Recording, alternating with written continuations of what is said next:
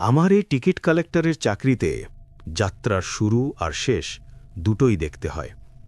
কিন্তু এমন একটা যাত্রা আছে যার কোনো শুরু নেই, শেষও নেই। শুধু প্রতি বছর একটা নির্দিষ্ট দিনে একটা টিকিট রয়ে যায়। এমন এক যাত্রীর টিকিট যা ট্রেন বহু বছর আগেই চিরদিনের জন্য হুইসেল দিয়ে দিয়েছে। আমার নাম বিক্রম মণ্ডল, মালদা টাউন স্টেশনের একজন টিকিট কালেক্টর। বয়স 50 ছুঁই ছুঁই।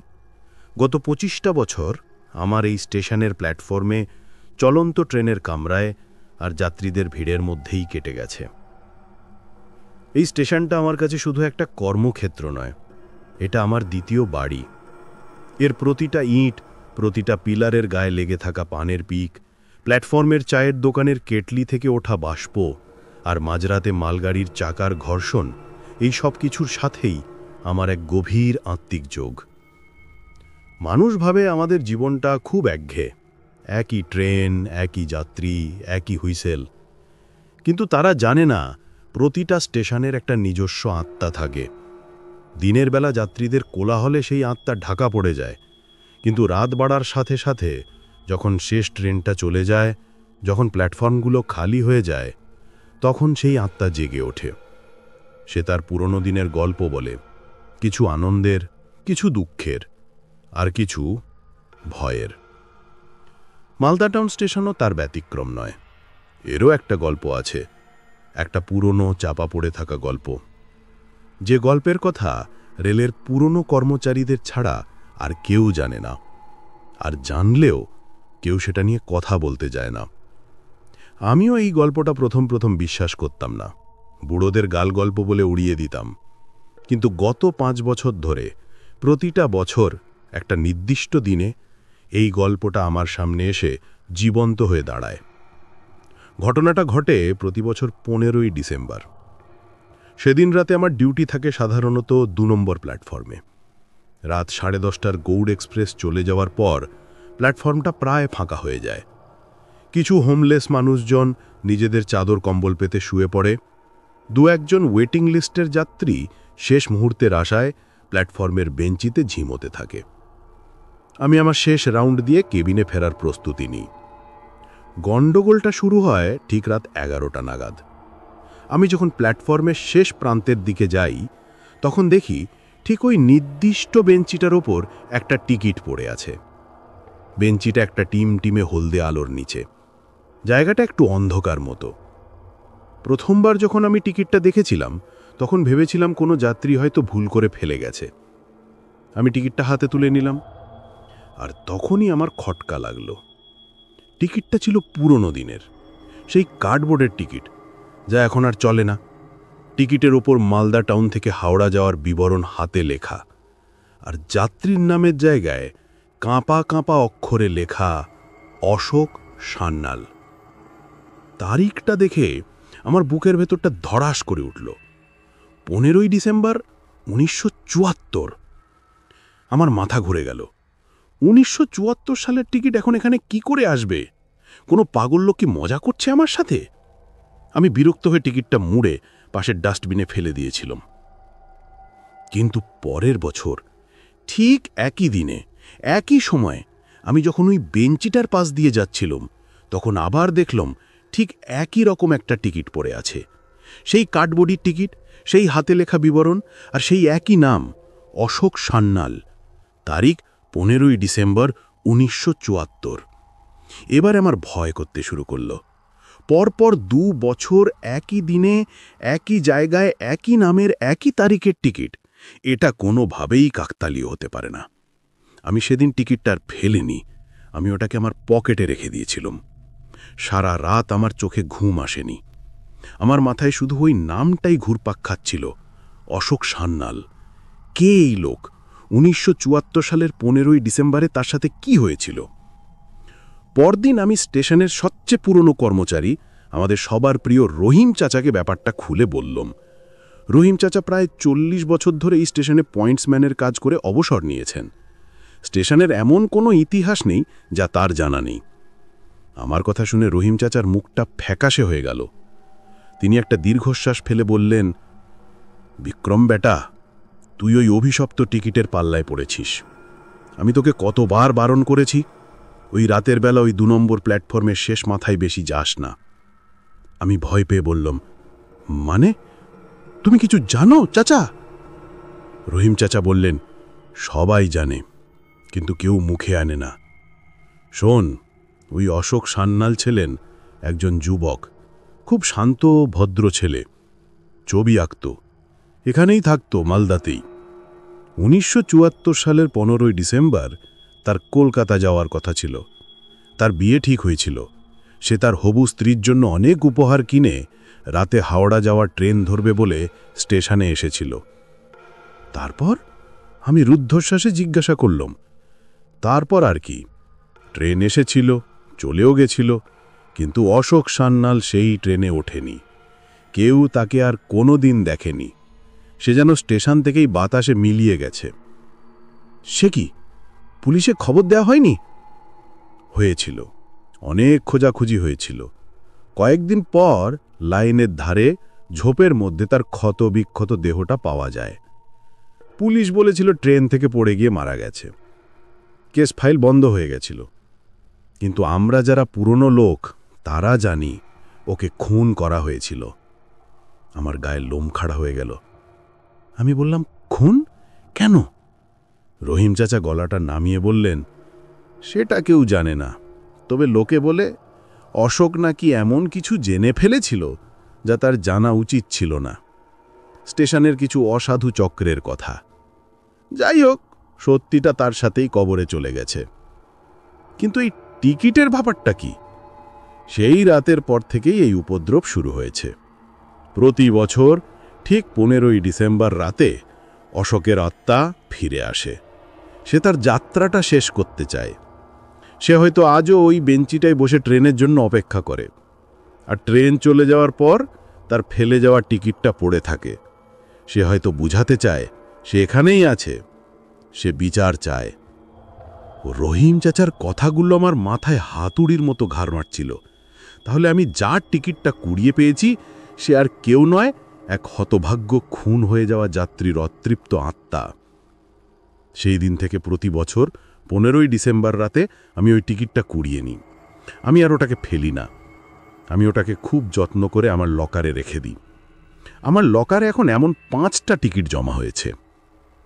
কিন্তু এই বছরের ঘটনাটা ছিল সবচেয়ে ভয়ঙ্কর। এই বছর আমি যখন টিকিটটা কোড়ানোর জন্য ওই বেঞ্চির কাছে গেলাম, তখন দেখলাম টিকিটটা সেখানে নেই। আমি খুব অবাক হলাম। তাহলে কি অশোকের আত্মা ফাইনালি মুক্তি পেল? আমি স্বস্তির নিঃশ্বাস ফেলে যখন কেবিনের দিকে ফিরছি, ঠিক তখনই আমার পকেটের ফোনটা বেজে উঠল। একটা অজানা নম্বর থেকে ফোন।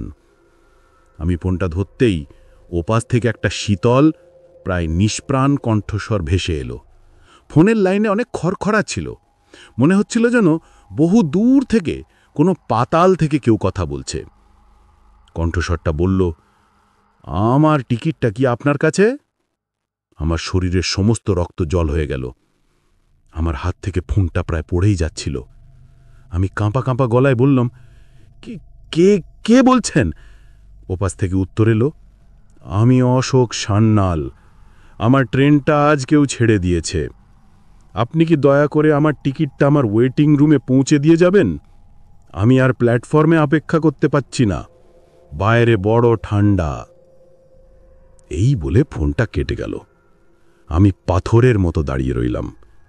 Waiting room? মালদা স্টেশনের পুরনো ওয়েটিং রুমটা তো বহু বছর ধরে বন্ধ। ওটা এখন একটা পরিত্যক্ত গুদাম ঘর ছাড়া আর কিছুই নয়। তাহলে অশোক আমাকে সেখানে যেতে বলছে কেন? আমি বুঝতে পারছিলাম যে অশোকের আত্মা এবার শুধু আর ইশারা করছে না, সে সরাসরি আমার সাথে যোগাযোগ করতে চাইছে। সে আমাকে তার জগতে ডাকছে। কিন্তু সেই বন্ধ ওয়েটিং রুমের দরজার ওপারে আমার জন্য কি অপেক্ষা করছে তা ভাবতেও আমার সাহস হচ্ছিল না। অশোক সান্যালের সেই ফোন কলটা আমার শির দাঁড়া দিয়ে একটা হিমশীতল স্রোত বইয়ে দিয়েছিল। আমার মনে হচ্ছিল আমি যেন এক জীবন্ত দুঃস্বপ্নের মধ্যে দাঁড়িয়ে আছি। একটা প্রেতাত্মা আমাকে ফোন করে তার ফেলে যাওয়া টিকিটটা চাইছে, আর দেখা করতে বলছে এমন এক জায়গায় যে বহু বছর ধরে তালা বন্ধ। আমার রেশনাল মন বলছিল এটা নিশ্চয়ই কোনো বাজে রসিকতা, হয়তো স্টেশনেরই কোনো ছেলে ছোকরা আমার উপর নজর রাখছিল আর আমাকে ভয় দেখানোর জন্য এই কাণ্ডটা করেছে। কিন্তু আমার বুকের ভেতরটা বলছিল এটা কোনো রসিকতা নয়। ওই কণ্ঠস্বরটা কোনো জীবিত মানুষের ছিল না। ওর মধ্যে যে শীতলতা, যে গভীর শূন্যতা ছিল, তা কোনো অভিনেতা নকল করতে পারবে না। আমি কিছুক্ষণ কিংকর্তব্য বিমূঢ় হয়ে প্ল্যাটফর্মেই দাঁড়িয়ে রইলাম। আমি কি করব? সত্যিই কি আমি ওই বন্ধ ওয়েটিং রুমে যাব, নাকি সব কিছু উপেক্ষা করে নিজের কেবিনে ফিরে যাব? আমার ভেতরের ভয়টা আমাকে বাড়ি ফিরে যেতে বলছিল, কিন্তু আমার সাংগঠনিক সত্তার মতোই আমার টিকিট কালেক্টরের সত্তাটাও আমাকে এই রহস্যের শেষ দেখতে বলছিল। একজন যাত্রী, সে জীবিত হোক বা মৃত, তার টিকিটটা হারিয়ে ফেলেছে। সেটা তাকে ফিরিয়ে দেওয়াটা কি আমার কর্তব্যের মধ্যে পড়ে না? এই অদ্ভুত ভাবনাটা আমার মাথায় জেঁকে বসল। আমি মনকে শক্ত করলাম, যা হবে দেখা যাবে। আমি আমার কেবিনে ফিরে গেলাম। লকার খুলে পুরনো একটা খাঁকি খামের মধ্যে রাখা গত 4 বছরের 4টে টিকিট বের করলাম। আর আমার পকেটে তো এই বছরের টিকিটটা ছিলই, মোট 5টা টিকিট। আমি টিকিটগুলো হাতে নিয়ে বেরিয়ে পড়লাম সেই পরিত্যক্ত ওয়েটিং রুমটার উদ্দেশ্যে। পুরনো ওয়েটিং রুমটা ছিল 1 নম্বর প্ল্যাটফর্মের একেবারে শেষ প্রান্তে, মালগাড়ি রাখার সাইডিং লাইনের পাশে। জায়গাটা এমনিতে একটু অন্ধকার আর ওদো ওদো।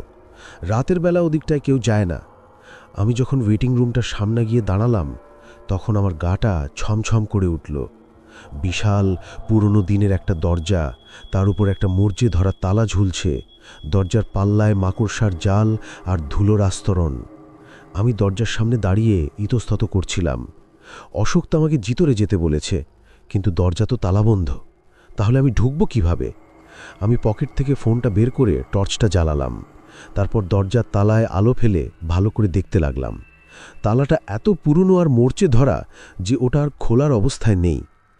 আমি হতাশ হয়ে যখন প্রায় ফিরিয়ে আসব বলে ঠিক করেছি, ঠিক তখনই একটা অদ্ভুত জিনিস আমার চোখে পড়ল। দরজার ঠিক পাশেই দেওয়ালের গায়ে একটা ছোট্ট কুলুঙ্গি, আর সেই কুলুঙ্গির ভেতরে একটা চাবি রাখা। চাবিটাও ছিল বেশ পুরনো, ভারী পিতলের। আমার বুকের ভেতরটা ধড়াস করে উঠল। এটা কি অশোকই আমার জন্য রেখে গেছে? আমার আর কোনো সন্দেহ রইল না। আমি কাঁপা কাঁপা হাতে চাবিটা তুলে নিলাম, তারপর সেটা তালায় ঢোকালাম।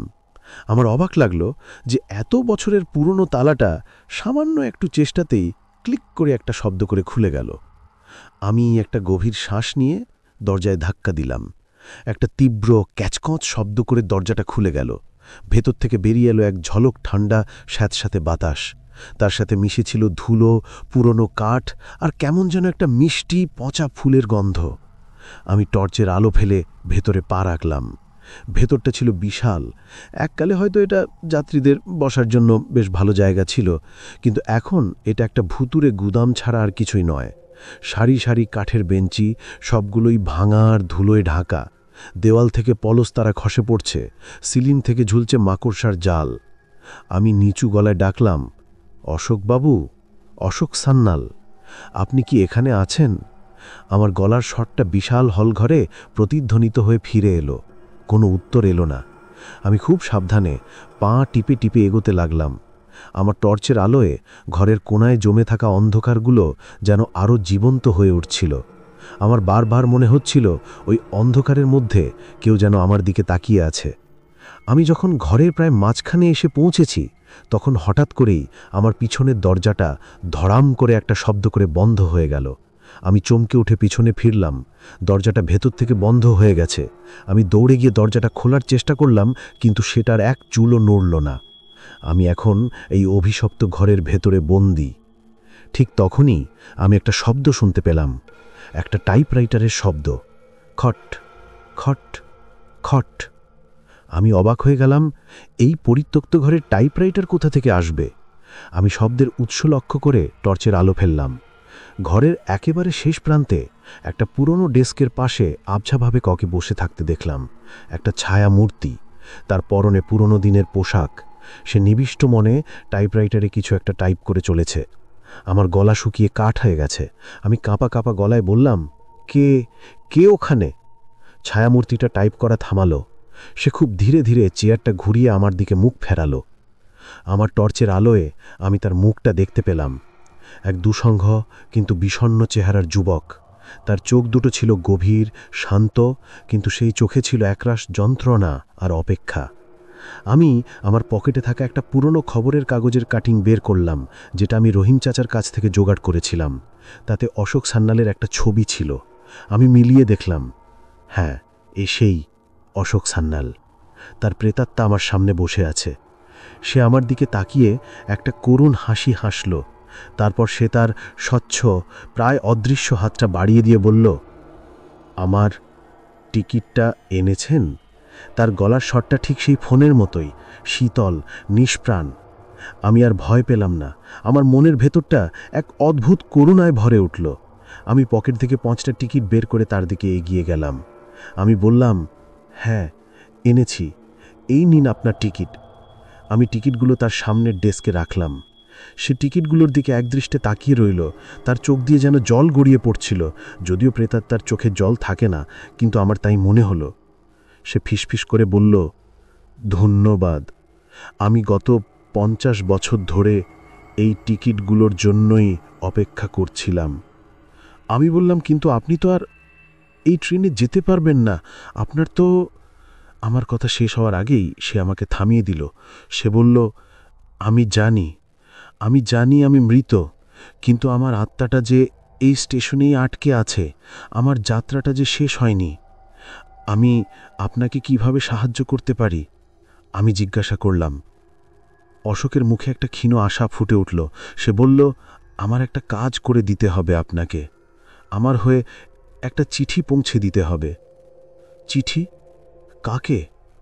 অশোক তার টাইপরাইটারের দিকে তাকালো।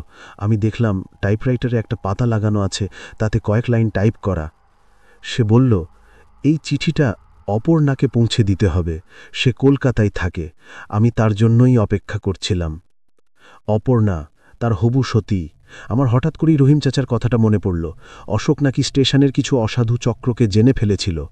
আমি জিজ্ঞাসা করলাম, অশোকবাবু, আপনাকে কারা খুন করেছিল? কেন করেছিল? আমার প্রশ্নটা শুনেই অশোকের শান্ত মুখটা যন্ত্রণায় আর ক্রোধে বিকৃত হয়ে গেল। ঘরের তাপমাত্রাটা হঠাৎ করে অনেকটা কমে গেল। ওয়েটিং রুমের ভাঙা জানলাগুলো সজ্জরে কাঁপতে শুরু করলো। টাইপরাইটারটা নিজে থেকেই সশব্দে টাইপ করতে শুরু করলো, খটখট খটখট খট। অশোক কোনো উত্তর দিল না। সে শুধু তার আঙুল দিয়ে দেওয়ালের একটা নির্দিষ্ট দিকে দেখালো।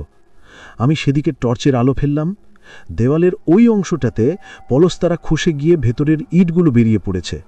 আর সেই ইটের ওপর বহু বছর ধরে জমে থাকা ধুলোর আস্তরণের ওপর আমি দেখলাম আঙুল দিয়ে কেউ কিছু একটা এঁকে রেখেছে, একটা চিহ্ন, একটা মালগাড়ির বগির ছবি, আর তার পাশে একটা দাড়িপাল্লার ছবি। আমি চিহ্নটার মানে কিছুই বুঝতে পারলাম না। মালগাড়ি, দাড়িপাল্লা, এর মানে কি? আমি যখন চিহ্নটার রহস্য উদ্ধার করার চেষ্টা করছি, ঠিক তখনই আমার পিছনে সেই বন্ধ দরজার ওপার থেকে ভারী বুটের শব্দ শোনা গেল। মনে হলো যেন কয়েকজন লোক করিডোর দিয়ে এদিকেই এগিয়ে আসছে, আর তাদের মধ্যে একজন কর্কশ গলায় বলছে, ভেতরে কেউ আছে নাকি? দরজাটা খোল। আমি ভয়ে উত্তেজনায় জ্যামর হয়ে গেলাম। এরা কারা? এরা কি রেলের পুলিশ নাকি অন্য কেউ? অশোকের মুখটা দেখে মনে হলো সেও ভয় পেয়েছে। সে ইশারা করে আমাকে ডেস্কের নিচে লুকোতে বলল। আমি বুঝতে পারছিলাম আমি শুধু এক প্রেতাত্মার রহস্যেই জড়িয়ে পড়েনি, আমি এক জীবন্ত ভয়ঙ্কর ষড়যন্ত্রের মুখোমুখি হতে চলেছি। বাইরে থেকে ভেসে আসা ভারী বুটের শব্দ আর কর্কশ গলার আওয়াজ শুনে আমার বুকের ভেতরটা কেঁপে উঠল। অশোকের আতঙ্কিত মুখটা দেখে আমি বুঝতে পারছিলাম যারা বাইরে এসেছে তারা কোনো বন্ধু নয়।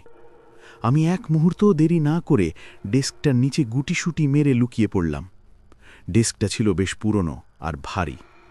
তার উপর একটা লম্বা টেবিল ক্লথ ঝোলানো থাকায় আমি প্রায় অদৃশ্য হয়ে গেলাম। আমি ডেস্কের নিচ থেকে দেখলাম অশোকের ছায়ামূর্তিটা ধীরে ধীরে বাতাসে মিলিয়ে যাচ্ছে, কিন্তু যাওয়ার আগে সে আবার সেই দেওয়ালের চিহ্নটার দিকে ইশারা করে গেল। বাইরে থেকে দরজায় সজোরে ধাক্কা দেওয়ার শব্দ এলো। ভেতরে কে আছিস? দরজা খোল বলছি। আমার মনে হলো কণ্ঠস্বরটা আমি চিনি, কিন্তু ঠিক মনে করতে পারছিলাম না।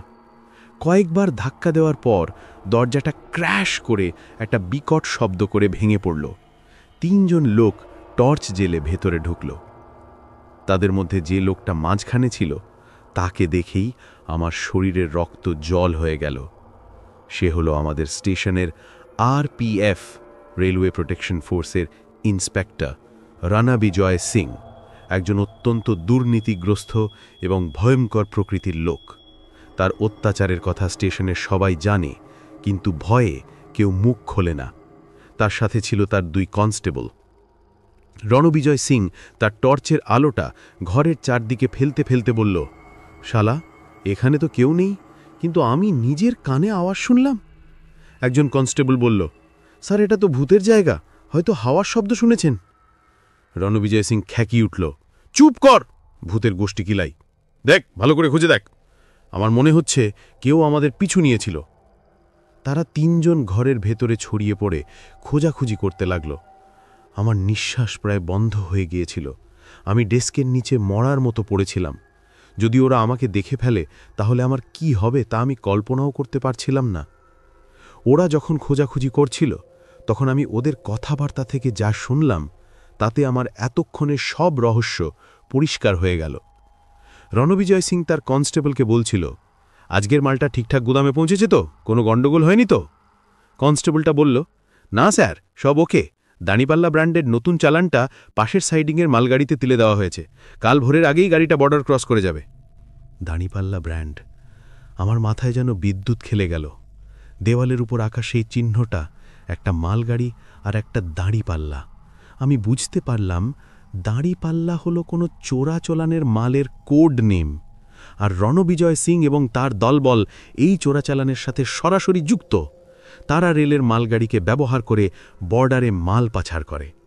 আর অশোক সান্যাল, সেও নিশ্চয়ই 1974 সালে এমনই কোনো চোরাচালানের কথা জেনে ফেলেছিল।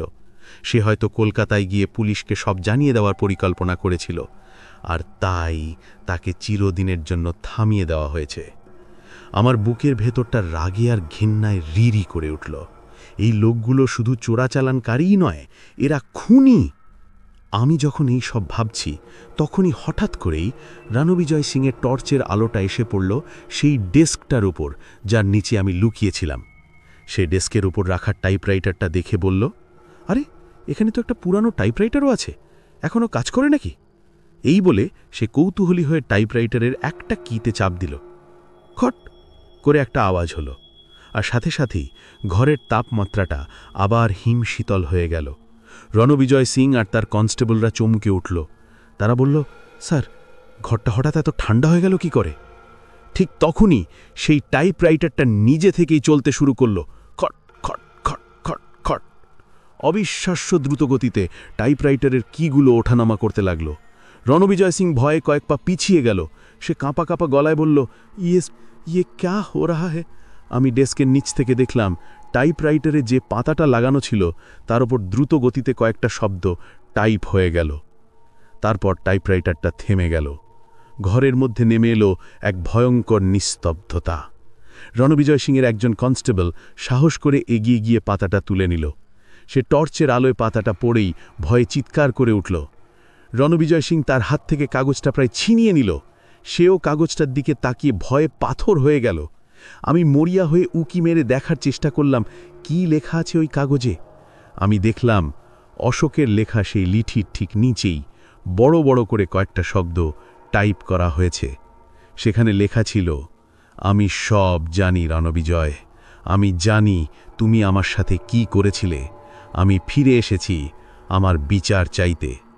লেখাটা পড়ার সাথে সাথেই রণবিজয় সিংয়ের মুখটা ভয়ে আর আতঙ্কে সাদা হয়ে গেল। সে পাগলের মতো চিৎকার করে উঠল, ভূত, ভূত, পালাও এখান থেকে! এই বলে সে আর এক মুহূর্ত দাঁড়ালো না। সে তার 2 সঙ্গীকে নিয়ে ভাঙা দরজা দিয়ে দৌড়ে পালিয়ে গেল। ওরা চলে যাওয়ার পর আমি ডেস্কের নিচ থেকে বেরিয়ে এলাম। আমার হাত পা তখনও কাঁপছিল। আমি বুঝতে পারছিলাম অশোকের আত্মা আজ আমাকে বাঁচিয়ে দিয়েছে। সে শুধু আমার সাথেই নয়, সে তার খুনিদের সাথেও যোগাযোগ করতে শুরু করেছে। সে তাদের ভয় দেখাতে শুরু করেছে। আমি টাইপরাইটারের কাছে গেলাম। আমি অশোকের লেখা সেই লিঠিটা হাতে তুলে নিলাম। লিঠিতে লেখা ছিল, প্রিয় অপর্ণা, আমি জানি না এই লিঠিটা কোনোদিন তোমার হাতে পৌঁছবে কিনা। আমি এক ভয়ঙ্কর বিপদের মধ্যে আছি। আমি এমন কিছু সত্যি জেনে ফেলেছি যা আমার জীবনকে ঝুঁকির মধ্যে ফেলে দিয়েছে। কিন্তু আমি ভয় পাই না, কারণ আমি জানি সত্যিটা একদিন প্রকাশ পাবেই। যদি আমার কিছু হয়ে যায় তাহলে ভেঙে পড়ো না। মনে রেখো, আমি তোমাকে সব সময় ভালোবাসব। আর জেনে রেখো, অন্যায়ের বিচার একদিন হবেই। ইতি, তোমার অশোক। চিঠিটা পড়ে আমার চোখে জল এসে গেল। বেচারা অশোক, কত স্বপ্ন নিয়ে সে তার নতুন জীবন শুরু করতে চেয়েছিল। আমি চিঠিটা সাবধানে আমার পকেটে রাখলাম। আমি মনে মনে প্রতিজ্ঞা করলাম, আমি এই চিঠিটা অপর্ণার কাছে পৌঁছে দেবই, আর অশোকের খুনিদের আমি শাস্তি দেবাবই। কিন্তু কিভাবে? আমার কাছে কোনো প্রমাণ নেই। আমি যদি পুলিশকে গিয়ে সব কথা বলি, তারা আমাকে পাগল বলবে। আর রণবিজয় সিং যদি জানতে পারে যে আমি সব জানি, তাহলে সে আমাকে অশোকের মতোই শেষ করে দেবে। আমি যখন এই সব ভাবছি, তখন আমার চোখ গেল সেই টাইপরাইটারটার দিকে, যে পাতাটায় অশোকের প্রেতাত্মা রণবিজয়ের জন্য বার্তা লিখেছিল। সেই পাতাটাও তখনও মেশিনে লাগানো আছে। আমার মাথায় হঠাৎ করেই একটা বুদ্ধি খেলে গেল। এই পাতাটাই তো আমার প্রমাণ। এটাতে রণবিজয়ের নাম লেখা আছে, আর এটা একটা প্যারানর্মাল ঘটনা যা রণবিজয়কে ভয় পেইয়ে দিয়েছে। আমি যদি এটাকে কাজে লাগাতে পারি। আমি পাতাটা মেশিন থেকে বের করে নিলাম। তারপর আমি ভাঙা দরজা দিয়ে বেরিয়ে খুব সাবধানে চোরের মতো করে সেই অভিশপ্ত ওয়েটিং রুম থেকে বেরিয়ে এলাম। আমি জানি আমি এক ভয়ঙ্কর খেলায় নেমেছি। একদিকে আছে একদল শক্তিশালী রুথলেস অপরাধী, আর অন্যদিকে আছে এক বিচারপ্রার্থী প্রেতাত্মা, আর আমি এক সাধারণ টিকিট কালেক্টর। আমি জানি না এই খেলার শেষ কোথায়, কিন্তু আমি এটাও জানি, অশোক সান্যালের বিচার না হওয়া পর্যন্ত মালদা স্টেশনের এই অভিশাপ কোনোদিনও কাটবে না। পরিত্যক্ত ওয়েটিং রুম থেকে বেরিয়ে আসার পর আমি সারা রাত আর দুচোখের পাতা এক করতে পারিনি। আমার হাতে ছিল দুটো জিনিস, অপর্ণার জন্য লেখা অশোকের শেষ চিঠি, আর রণবিজয় সিংয়ের জন্য অশোকের প্রেতাত্মার লেখা সেই ভয়ঙ্কর বার্তা। আমার মাথায় তখন একটাই চিন্তা ঘুরপাক খাচ্ছিল, কিভাবে এই দুটো জিনিসকে কাজে লাগিয়ে আমি অশোককে ন্যায় বিচার দেব এবং নিজেকে ও নিজের পরিবারকে সুরক্ষিত রাখব। আমি জানতাম সরাসরি রণবিজয় সিংয়ের বিরুদ্ধে যাওয়াটা আত্মহত্যার সামিল হবে। সে একজন পুলিশ অফিসার, তার হাতে ক্ষমতা আছে, আর তার পেছনে আছে এক শক্তিশালী চোরাচালান চক্র। আমার মতো একজন সাধারণ টিকিট কালেক্টরের কথা কেউ বিশ্বাস করবে না। আমাকে খুব সাবধানে মাথা ঠান্ডা করে চাল চালতে হবে। পরদিন সকালে আমি কাজে গেলাম। আমার হাবভাব যতটা সম্ভব স্বাভাবিক রাখার চেষ্টা করলাম, কিন্তু আমার চোখ দুটো সারাক্ষণ রণবিজয় সিংকে খুঁজছিল। দুপুর নাগাদ আমি তাকে 2 নম্বর প্ল্যাটফর্মেই দেখতে পেলাম। সে তার 2 কনস্টেবলকে নিয়ে কিছু একটা নিয়ে উত্তেজিতভাবে কথা বলছিল। আমি দূর থেকে দেখলাম তার মুখটা শুকনো, চোখের নিচে কালি। স্পষ্ট বোঝা যাচ্ছে গত রাতের ঘটনায় সে প্রচণ্ড ভয় পেয়েছে। আমি সুযোগের অপেক্ষা করতে লাগলাম। বিকেলে যখন স্টেশনটা একটু খালবেদ হলো, তখন আমি দেখলাম রণবিজয় সিং একা তার অফিসের দিকে যাচ্ছে। এটাই সুযোগ। আমি খুব সন্তর্পণে তার পিছু নিলাম। তার অফিসে ঢোকার ঠিক আগের মুহূর্তে আমি তাকে পিছন থেকে ডাকলাম, ইন্সপেক্টর সাহেব, 1 মিনিট শুনুন। রণবিজয় সিং চমকে উঠে আমার দিকে তাকালো। তার চোখে ছিল সন্দেহ আর বিরক্তি। সে কর্কশ গলায় বলল, কি চাই? আমি এখন ব্যস্ত। আমি তার চোখের দিকে সরাসরি তাকিয়ে খুব শান্ত কিন্তু দৃঢ় গলায় বললাম, আমার কাছে এমন একটা জিনিস আছে যা দেখলে হয়তো আপনার ব্যস্ততা কেটে যাবে। এই বলে আমি আমার পকেট থেকে সেই টাইপ করা পাতাটা বের করে তার সামনে তুলে ধরলাম। কাগজটা দেখার সাথে সাথে রণবিজয় সিংয়ের মুখের রং বদলে গেল। তার চোখ দুটো ভয়ে বিস্ফোরিত হয়ে গেল। সে প্রায় ফিসফিস করে বলল, এই কাগজটি কোথায় পেলি? আমি বললাম, যেখান থেকে অশোক সান্যাল আপনার সাথে কথা বলে, ঠিক সেখান থেকেই। আমার কথা শুনে সে যেন ইলেকট্রিক শক খেল। সে আমার হাতটা খপ করে ধরে আমাকে প্রায় টেনে হিঁচড়ে তার অফিসে নিয়ে গেল। তারপর দরজাটা ভেতর থেকে বন্ধ করে দিল। সে আমার কলারটা চেপে ধরে দেওয়ালে ঠেসিয়ে ধরল। হিসিস করে বলল, কি চাইস তুই? টাকা? কত টাকা চাইস? আমি তার চোখে তীব্র ভয় দেখতে পাচ্ছিলাম। আমি বুঝলাম আমার চালটা কাজে লেগেছে। সে ভেবেছে আমি তাকে ব্ল্যাকমেল করতে এসেছি। আমি শান্ত গলায় বললাম, আমার টাকা লাগবে না ইন্সপেক্টর সাহেব, আমার বিচার লাগবে, অশোক সান্যালের বিচার। অশোক সান্যাল কে? আমি চিনি না। সে ভান করার চেষ্টা করল। আমি বললাম, আপনি ভালোই চেনেন। আপনি এটাও জানেন যে 1974 সালের 15ই ডিসেম্বর রাতে তার সাথে আপনারা কি করেছিলেন। আপনি এটাও জানেন যে দাঁড়িপাল্লা ব্র্যান্ডের আড়ালে আপনারা কিসের ব্যবসা করেন। আমার কথা শুনে তার হাতটা আমার কলার থেকে আলগা হয়ে গেল। সে বুঝতে পারল আমি সবটা জানি। সে চেয়ারে ধপ করে বসে পড়ল। তার কপাল দিয়ে ঘাম ঝরছিল। আমি বললাম, দেখুন, আমি কোনো ঝামেলা চাই না। আমি শুধু চাই আপনি আপনার পাপের প্রায়শ্চিত্ত করুন। আপনি নিজে থেকে গিয়ে সব দোষ স্বীকার করুন।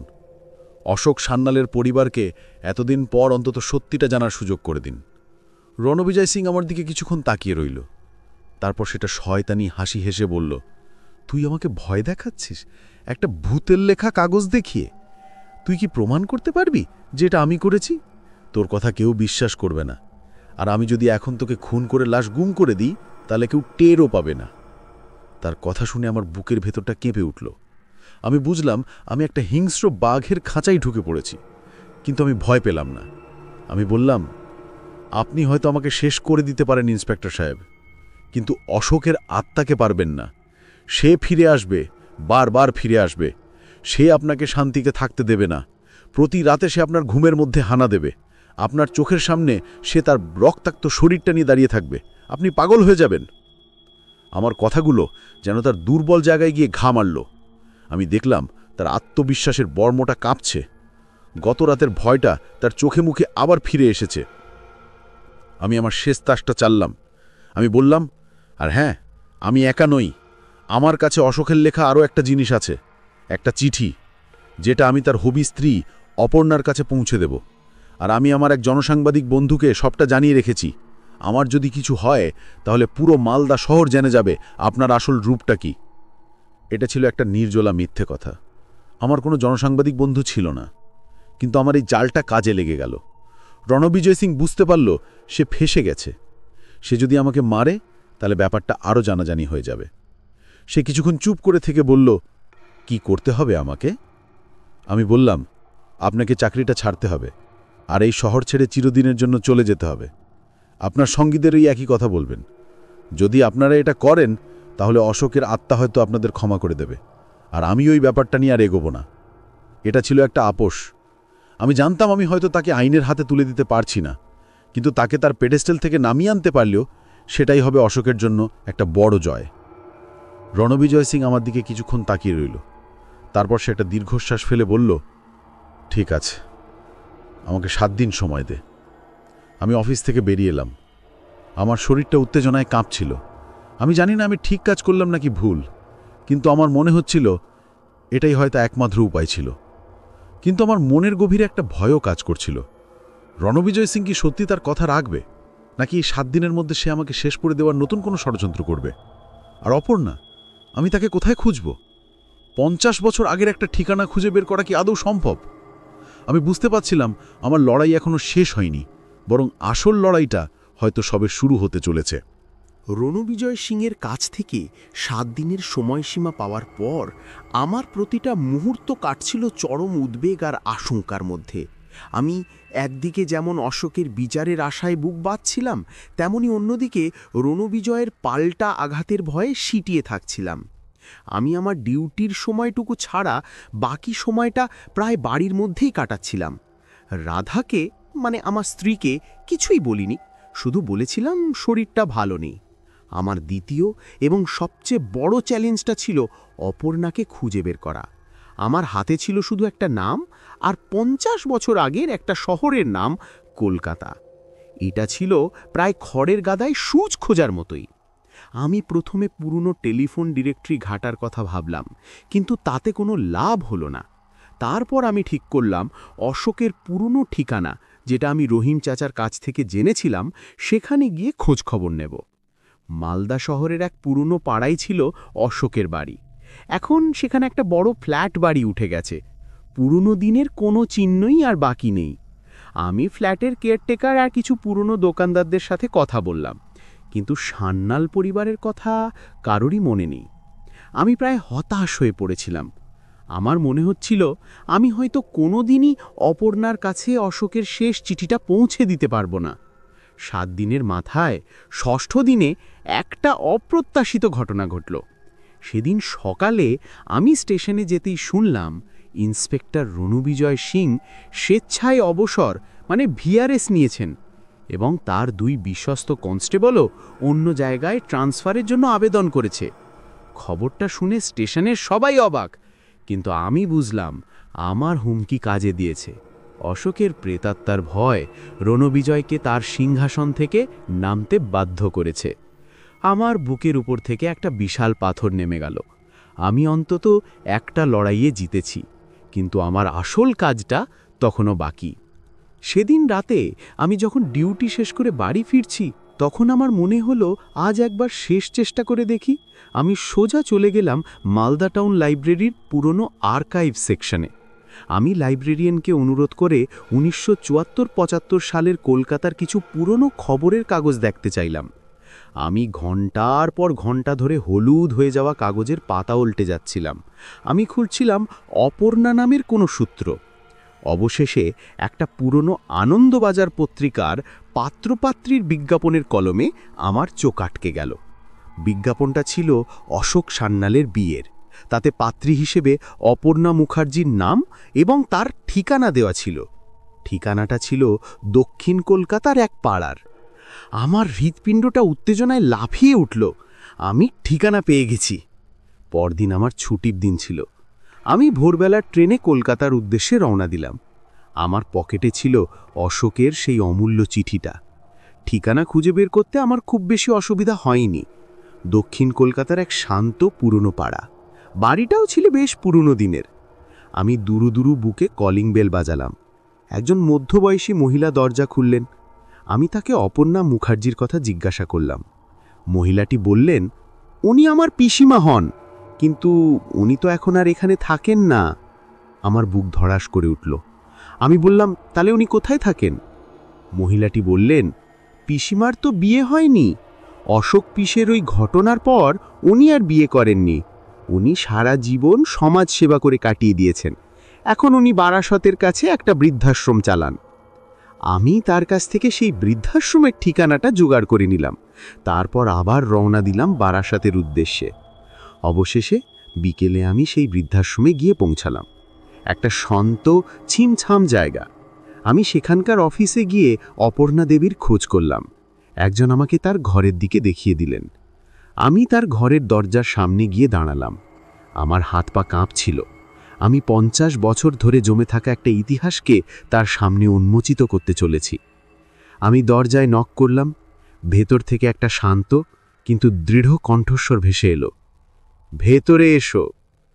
আমি ভেতরে ঢুকলাম। দেখলাম জানলার ধারে একটা চেয়ারে একজন বৃদ্ধা বসে আছেন। তার চুলগুলো ধবধবে সাদা, কিন্তু তার চোখে মুখে ছিল এক অদ্ভুত প্রশান্তি আর ব্যক্তিত্বের ছাপ। দেখেই বোঝা যায় এককালে তিনি অসম্ভব সুন্দরী ছিলেন। তিনি আমার দিকে তাকিয়ে জিজ্ঞাসা করলেন, কাকে চাই? আমি কাঁপা কাঁপা গলায় বললাম, আপনি কি অপর্ণা দেবী? তিনি বললেন, হ্যাঁ। আমি আর কোনো ভূমিকা না করে আমার পকেট থেকে সেই হলুদ হয়ে যাওয়া চিঠিটা বের করে তার হাতে দিলাম। তিনি অবাক হয়ে চিঠিটার দিকে তাকালেন। তারপর সেন্ডারের নামটা দেখে তার হাত দুটো কাঁপতে শুরু করল। তার শান্ত চোখ দুটো জলে ভরে উঠল। তিনি কাঁপা কাঁপা হাতে চিঠিটা খুললেন। পড়তে পড়তে তার চোখ দিয়ে অঝরে জল পড়তে লাগল। চিঠিটা পড়া শেষ করে তিনি আমার দিকে তাকালেন। কান্না ভেজা গলায় বললেন, এই চিঠি আপনি কোথায় পেলেন? অশোক, অশোক। আমি তাকে খুব ধীরে ধীরে প্রথম থেকে শেষ পর্যন্ত সবটা খুলে বললাম। মালদা স্টেশনের সেই টিকিট, অশোকের প্রেতাত্মা, পরিত্যক্ত ওয়েটিং রুম, রণবিজয় সিংয়ের ষড়যন্ত্র, সব কিছু। তিনি স্তব্ধ হয়ে আমার সব কথা শুনলেন। তার মুখ দিয়ে কোনো কথা বেরোচ্ছিল না। সব শুনে তিনি কিছুক্ষণ চোখ বন্ধ করে রইলেন। তারপর তিনি চোখ খুলে আমার দিকে তাকিয়ে একটা অদ্ভুত কথা বললেন। তিনি বললেন, আমি জানতাম অশোক আত্মহত্যা করতে পারে না। আমি জানতাম সে একদিন ফিরে আসবে, সে তার বিচার চাইতে আসবে। আমি অবাক হয়ে বললাম, আপনি জানতেন? তিনি বললেন, হ্যাঁ, অশোক মারা যাবার পর সে প্রায়ই আমার স্বপ্নে আসতো। সে আমাকে বলতো সে স্টেশনেই আটকে আছে, সে তার যাত্রাটা শেষ করতে পারেনি। আমি এতদিন ধরে শুধু আজকের দিনটার জন্যই অপেক্ষা করছিলাম। আমার সারা শরীর কাঁটা দিয়ে উঠল। অপর্ণা দেবী তার শাড়ির আঁচল দিয়ে চোখ মুছলেন, তারপর তিনি আমার হাত দুটো ধরে বললেন, আপনি আমার জন্য যা করেছেন তার ঋণ আমি কোনোদিন শোধ করতে পারবো না। আপনি আমার 50 বছরের অপেক্ষার অবসান ঘটিয়েছেন। আমি বললাম, আমি কিছুই করিনি দেবী, যা করার অশোকবাবুর আত্মাই করেছে, আমি শুধু একটা মাধ্যম ছিলাম। সেই রাতে আমি ওখানেই থেকে গেলাম। পরের বছর 15ই ডিসেম্বর রাতে যখন আমি মালদা স্টেশনে ডিউটি করছিলাম, তখন আমার মনটা ছিল শান্ত। আমি জানতাম আজ আর 2 নম্বর প্ল্যাটফর্মের ওই বেঞ্চিতে কোনো টিকিট পড়ে থাকবে না। রাত 11টা নাগাদ আমি শেষবারের মতো ওই বেঞ্চিটার দিকে গেলাম। বেঞ্চিটা খালি ছিল, কিন্তু বেঞ্চির ঠিক পাশেই প্ল্যাটফর্মের উপরে কেউ যেন একটা ছোট্ট সাদা ফুলের তোড়া রেখে গেছে। আমি জানি ওটা কে রেখে গেছে। আমি আকাশের দিকে তাকালাম। আমার মনে হলো বহু দূরে দুটো উজ্জ্বল নক্ষত্র আমার দিকে তাকিয়ে হাসছে, অশোক আর অপর্ণা। তারা হয়তো অবশেষে এক হয়েছে, তাদের যাত্রাটা শেষ হয়েছে। আর মালদা স্টেশনের বাতাস থেকে একটা দীর্ঘ 50 বছরের পুরনো অভিশাপ চিরদিনের জন্যে মুছে গেছে।